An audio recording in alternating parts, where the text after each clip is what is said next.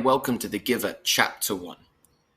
It was almost December, and Jonas was beginning to be frightened. No, wrong word, Jonas thought. Frightened meant that deep, sickening feeling of something terrible about to happen. Frightened was the way he had felt a year ago when an unidentified aircraft had overflown the community twice. He had seen it both times. Squinting, closing his eyes toward the sky, he had seen the sleek jet, almost a blur as its high speed go past, and a second later heard the blast of sound that followed. Then one more time, a moment later, from the opposite direction, the same plane. At first he had only been fascinated. He had never seen aircraft and aeroplanes so close, for it was against the rules for pilots to fly over the community. Occasionally, when supplies were delivered by cargo planes to the landing field across the river, the children rode their bicycles to the river and watched, intrigued, interested.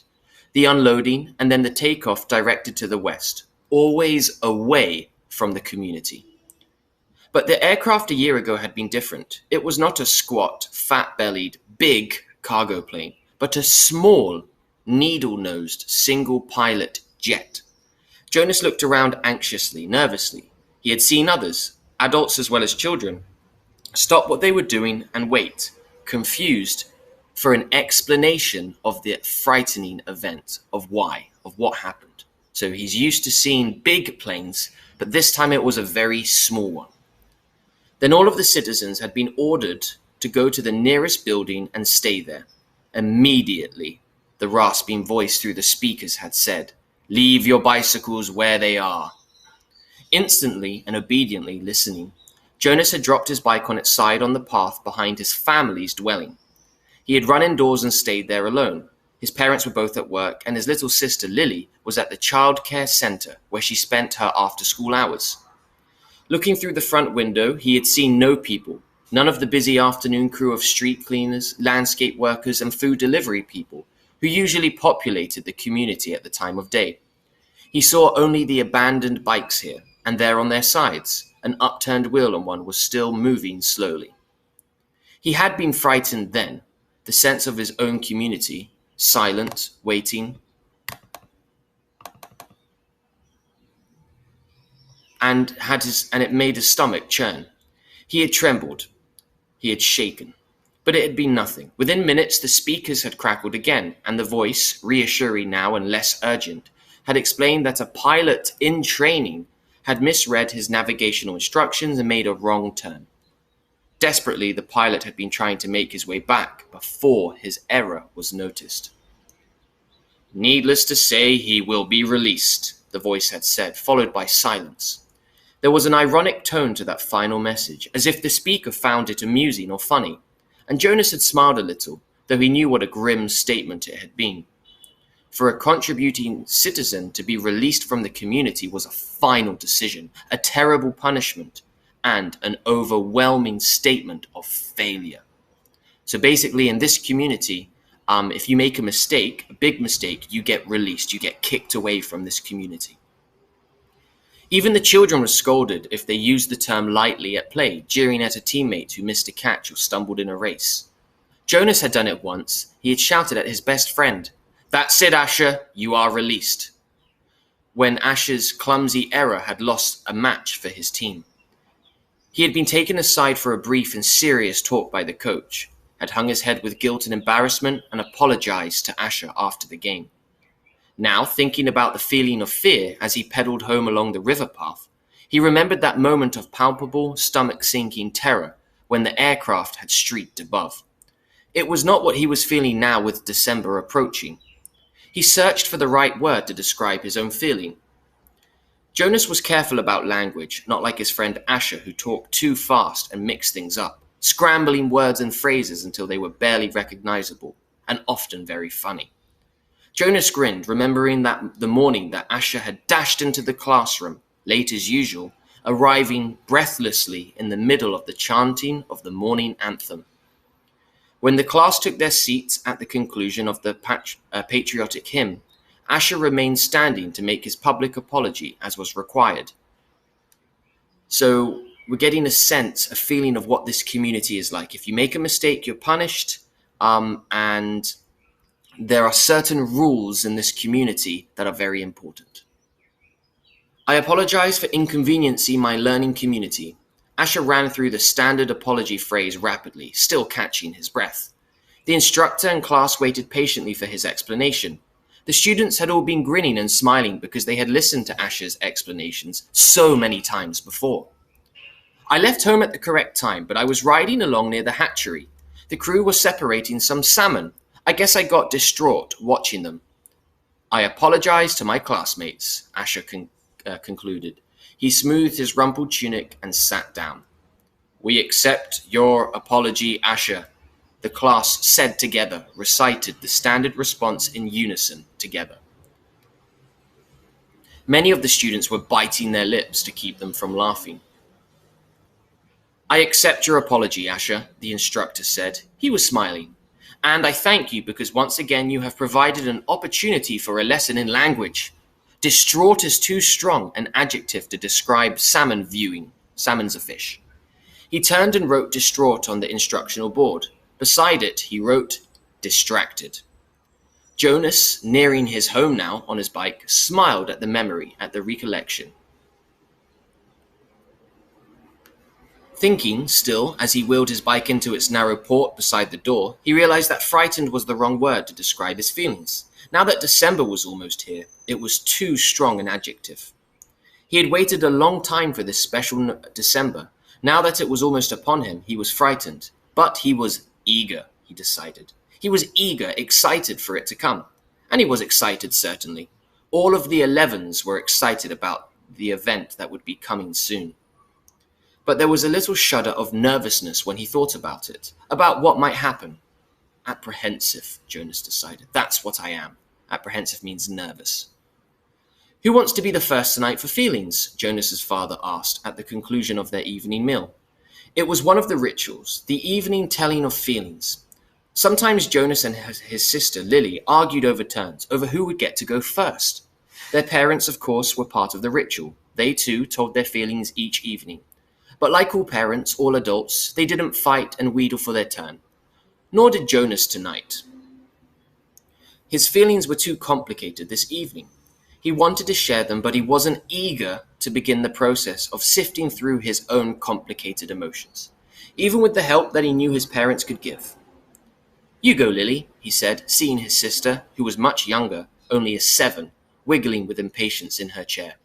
When you read the word only a 7, that's talking about her age. People who are 7 are called the 7s. People who are 11 are called the 11s. I felt very angry this afternoon, Lily announced. My childcare group was at the play area, and we had a visiting group of 7s, and they didn't obey the rules at all. One of them, a male, I don't know his name, kept going right to the front of the line for the slide, even though the rest of us were all waiting. I felt so angry at him. I made my hand into a fist like this. She held up her closed, clenched fist, and the rest of the family smiled at her small, defiant gesture. Why do you think the visitors didn't obey the rules? Mother asked. Lily thought and considered and shook her head. I don't know. They acted like animals? Jonas suggested. He laughed. That's right, Lily said, laughing too. Like animals. Neither child knew what the word meant. Exactly, but it was often used to describe someone uneducated or clumsy, or someone who didn't fit in. Where were the visitors from? Father asked. Lily frowned, trying to remember. Our leader told us when he made the welcome speech, but I can't remember. I guess I wasn't paying attention. It was from another community. They had to leave very early, and they had their midday meal on the bus. They had their lunch on the bus. Mother nodded. Do you think it's possible that their rules may be different, and so they simply didn't know what your play area rules were? Lily shrugged and nodded. I suppose. You visited other communities, haven't you? Jonas asked. My group has, often. Lily nodded again. When we were 6s, we went and shared a whole school day with a group of 6s in their community. And how did you feel when you were there? Lily frowned. I felt strange because their methods were different. They were learning usages that my group hadn't learned yet, so we felt stupid. Father was listening with interest. I'm thinking, Lily, he said, about the boy who didn't obey the rules today. Do you think it's possible that he felt strange and stupid, being in a new place with rules that he didn't know about? Lily thought and pondered that. Yes, she said finally. I feel a little sorry for him, Jonas said. Even though I don't know him, I feel sorry for anyone who is in a place where he feels strange and stupid. How do you feel now, Lily? Father asked. Still angry? I guess not, Lily decided. I guess I feel a little sorry for him, and sorry I made a fist. She grinned. Jonas smiled back at his sister. Lily's feelings were always easy and straightforward, usually easy to resolve and fix. He guessed that his own had been too when he was 7.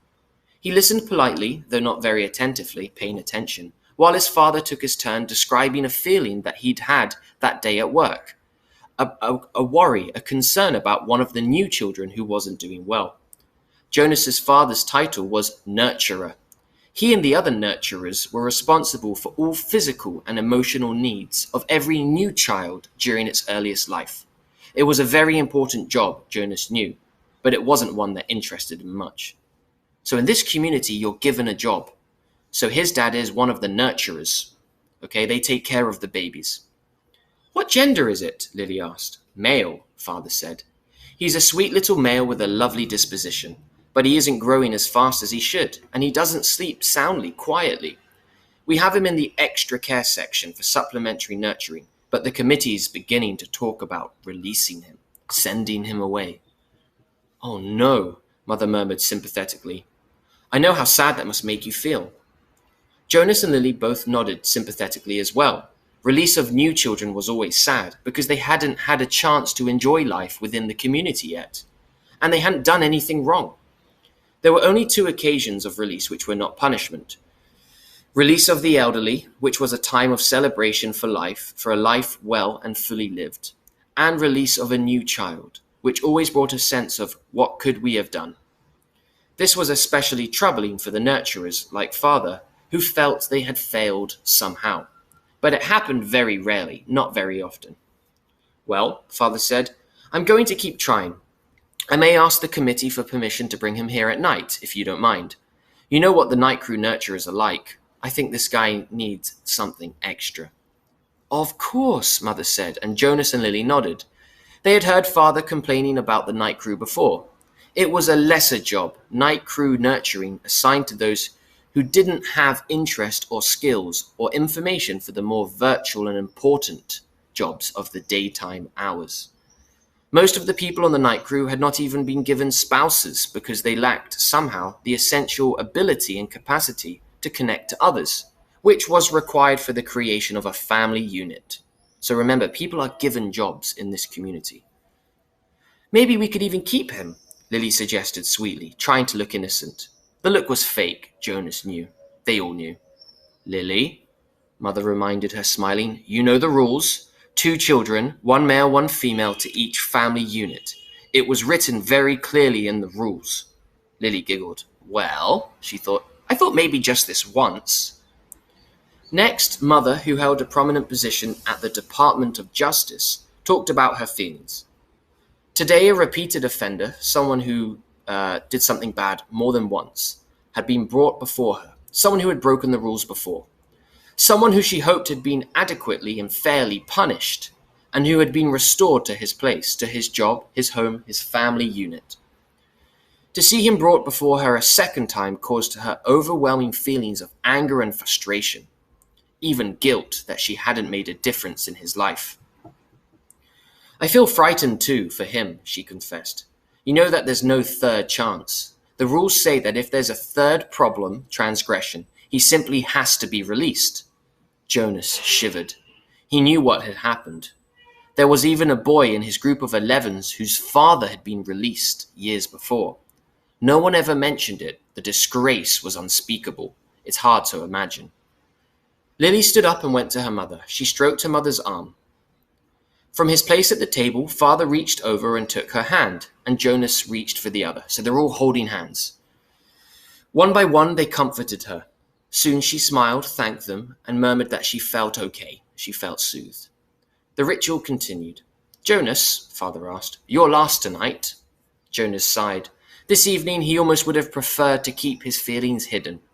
But it was, of course, against the rules. I'm feeling apprehensive, nervous, he confessed, glad that the appropriate descriptive word had finally come to him. Why is that, son? His father looked worried, concerned. I know there's really nothing to worry about, Jonas explained, and that every adult has been through it. I know you have, father, and you too, mother. But it's the ceremony that I'm apprehensive about. It's almost December. Lily looked up, her eyes wide. The ceremony of 12, she whispered in an awed voice. Even the smallest children, Lily's age and younger, knew that it lay in the future for each of them. So when you turn 12, your future is decided for you. I'm glad you told us your feelings, father said. Lily, mother said, beckoning to the little girl, go on now and get in your nightclothes. Father and I are going to stay here and talk to Jonas for a while. Lily sighed, but obediently she got down from her chair. Privately? She asked. Mother nodded. Yes, she said. This talk will be a private one with Jonas. So it's quite a long first chapter. Basically, they're in a community. At the start of the chapter, a plane flies over the wrong way. Now, in this community, if you make mistakes, you get released. Obviously, I'm not going to tell you what that means, but you get released. So old people, before they die, get released. People that make mistakes all the time, that do illegal things, get released. Your age is very important in this community, and when you turn 12, at the ceremony of 12, that's when they give you a job. They decide what future has. And that's the